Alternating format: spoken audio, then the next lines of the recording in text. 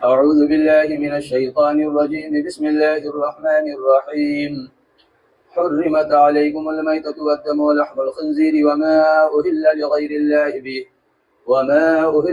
الله به والمنخنقة والموقوذة والمتردية والنطيحة وما أكل السبع إلا ما ذكيتم وما ذبح على النصب وأن تستقسموا بالأزلام ذلكم فسق۔ یہ سورہ مائدہ کی تیسری آیت کریمہ ہے جس کے ایک حصے کی تلاوت کی ہے۔ اس آیت کریمہ سے پہلے جو پہلی آیت کریمہ ہے کہ یا ایھا الذین آمنوا اوفوا بالعقود،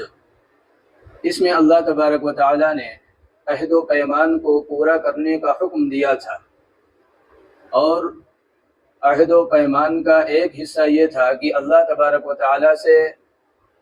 کلمے کی بنیاد پر جو وعدہ تم نے کیا ہے کہ ہم آپ کی مانیں گے،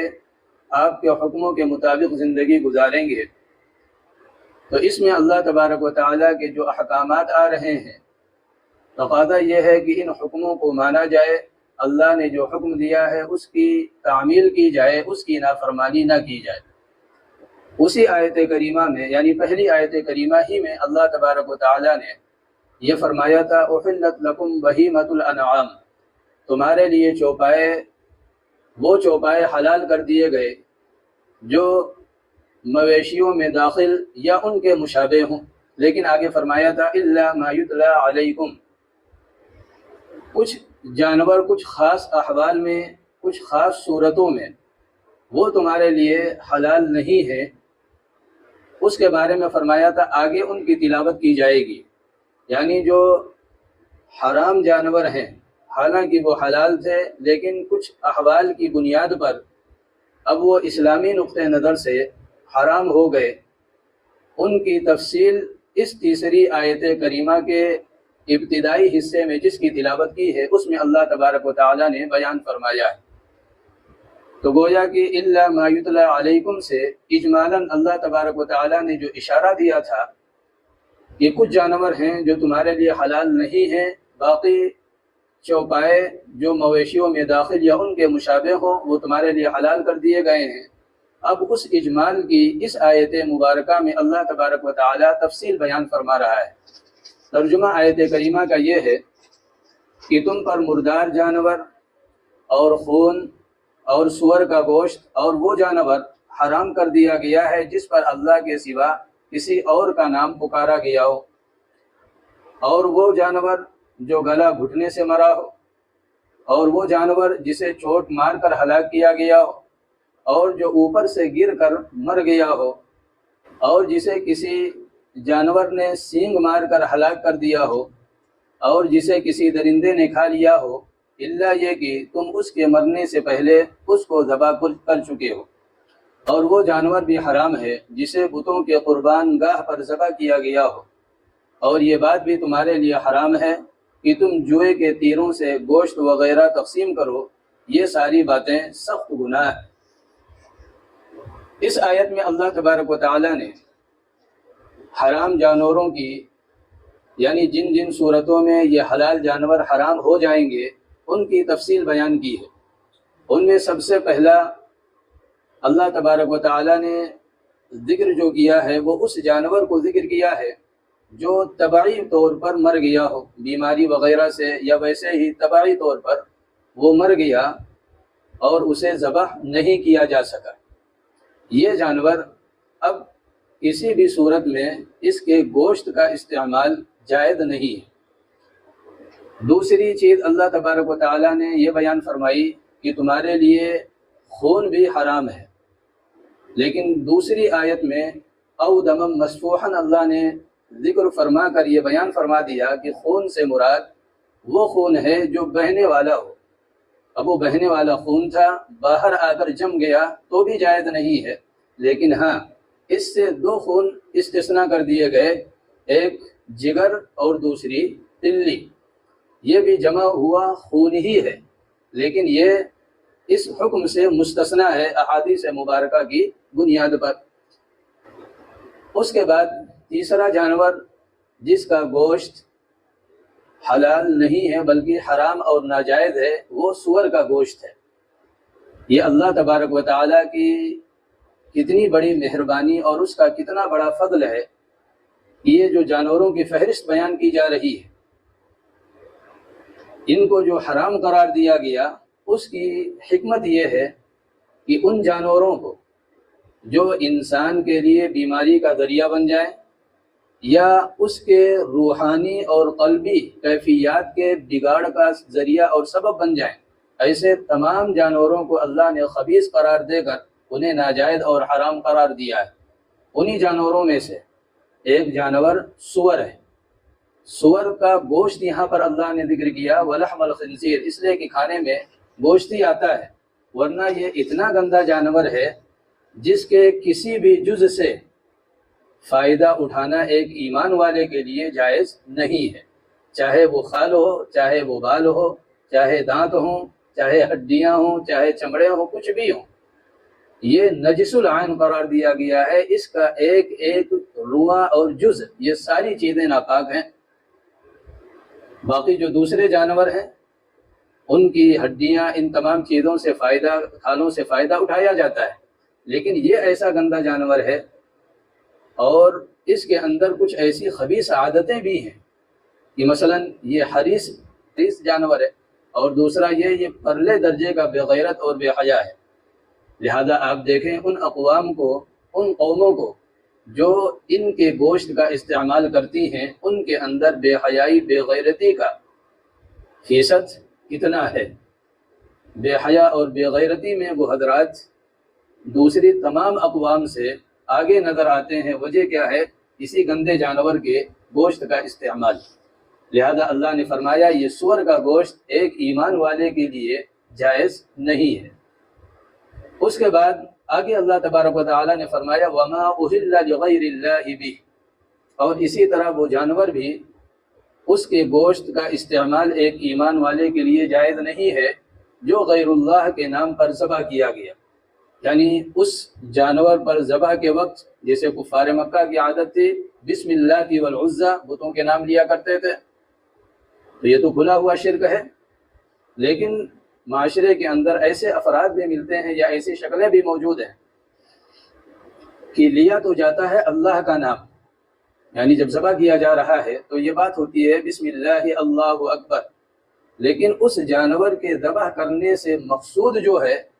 وہ کسی زندے یا مردے کی قربت حاصل کرنا ہو، ان کی توجہ حاصل کرنی ہو، ان کو خوش کرنا مقصود ہو کسی مردے وغیرہ کو، تو یہ بھی ناجائز اور حرام ہے. اس کا گوشت ایک ایمان والے کے لیے حلال نہیں. اس کے بعد آگے اللہ تبارک و تعالیٰ نے فرمایا وہ جانور جس کا گلا گھونٹ کر ہلاک کیا گیا ہو، گلا دبا کر اسے مار دیا گیا ہو، یا خود ہی وہ جال یا رسی وغیرہ میں اس طرح لپٹ گیا ہو کہ سانس گھٹ گئی ہو، دم گھٹ گیا ہو اور سانس بند ہو گئی ہو، یعنی مر گیا ہو، تو اس جانور کا گوشت بھی ایمان والے کے لیے جائز نہیں ہے. والموقوذہ، اور آگے اللہ تبارک و تعالیٰ نے فرمایا وہ جانور جو ضرب شدید کے ساتھ ہلاک کیا گیا ہو، یعنی لاٹھی یا پتھر وغیرہ مار کر اسے قتل کیا گیا ہو، تو یہ بھی ناجائز اور حرام ہے،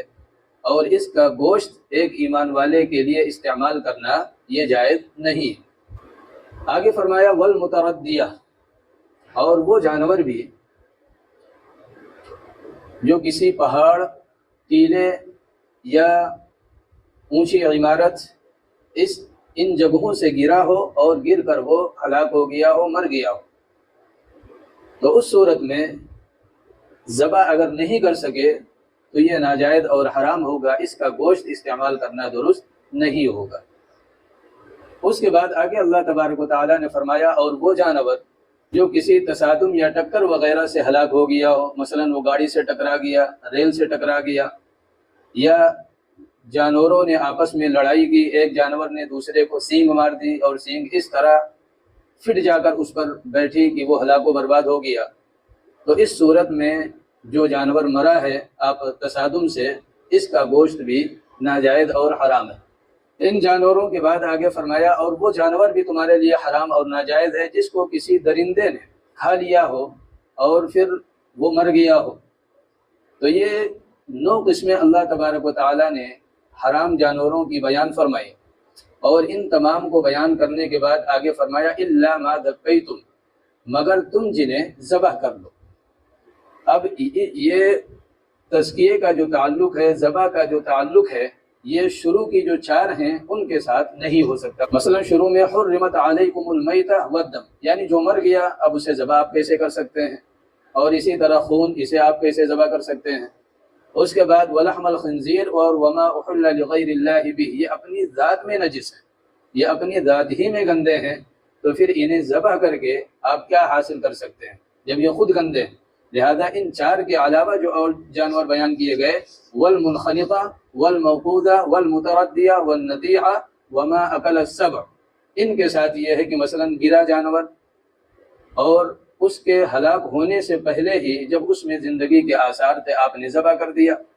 اب وہ جائز ہے. یا جانور آپس میں لڑے اور ایک نے دوسرے کو مارا اور وہ گر گیا، وہ مرنے کے قریب ہوا لیکن زندگی ابھی موجود تھی، آپ نے ذبح کر دیا. یا کسی درندے نے کسی جانور کا شکار کیا اور اس میں سے وہ کھا رہا ہے لیکن جانور ابھی زندہ ہے، اس میں زندگی کے آثار موجود ہیں، اور آپ نے اس جانور پر قابو پا کر اسے ذبح کر دیا، یہ آپ کے لیے جائز ہے. اس کے بعد آگے اللہ تبارک و تعالیٰ نے فرمایا وما ذبح علی النصب، اور وہ جانور بھی حرام اور ناجائز ہیں، ان کا گوشت استعمال کرنا ایمان والے کے لیے حلال نہیں، جو نصب پر ذبح کیے گئے، یعنی ان گھڑے پتھر یہ بتوں کے آگے لگا دیا کرتے تھے اور وہاں قربانی وغیرہ یہ کرتے تھے. اور آپ صلی اللہ علیہ وسلم کے حیات طیبہ میں مشرکین نے بھی خانہ کعبہ کے ارد گرد بہت سے ان گھڑے پتھروں کو کھڑا کر رکھا تھا اور وہاں جانوروں کو لے جا کر ذبح کرتے تھے، اور اس کا کچھ خون وغیرہ یعنی جانوروں کے خون وغیرہ کی کچھ چھینٹیں وہ ان پتھروں پر مار دیا کرتے تھے، مقصد قربت حاصل کرنا، خوش کرنا دیوی دیوتاؤں کو. تو یہ جو جانور ہیں جو یہاں ذبح کیے گئے، ان دیوی دیوتاؤں کی قربت حاصل کرنے کے لیے، ان کی رضا اور ان کی خوشنودی کے تلاش میں، تو یہ جانور بھی ایک ایمان والے کے لیے ان کا استعمال جائز نہیں. اس کے بعد وَأَن تَسْتَقْسِمُوا بِالْأَزْلَامِ، اللہ تبارک و تعالیٰ نے فرمایا اور تمہارے لیے تیروں کے ذریعے سے تقسیم کرنے کا جو طریقہ ہے یہ بھی ناجائز ہے، یہ بھی حلال نہیں ہے. تیروں کے ذریعے سے مثلا 10 آدمیوں نے کسی اونٹ کو ذبح کیا، اس میں سب مشترک ہیں، حصہ اب برابر برابر ملنا چاہیے. تو اب ہوتا یہ تھا کہ وہ تیروں کے ذریعے سے تقسیم کرتے تھے اور تیروں پر کسی پر لکھ دیا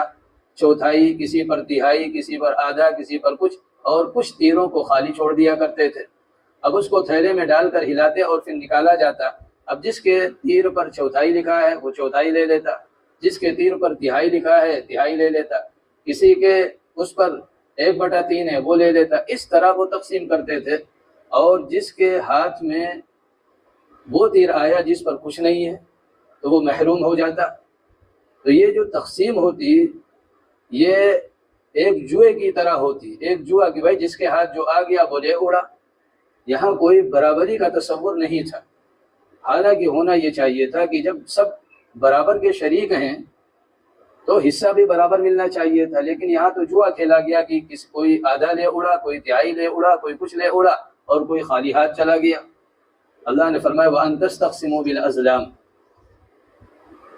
ذَلِكُمْ فِسْقٌ، اللہ نے فرمایا یہ گناہ ہے. یہ سارے جو بیان کیے گئے ہیں احکامات، ان کی خلاف ورزی یہ بڑا گناہ فسق ہے. لہذا اس سے بچو، تاکہ پیچھے اللہ نے جو بیان کیا ان اللہ شدید العقاب،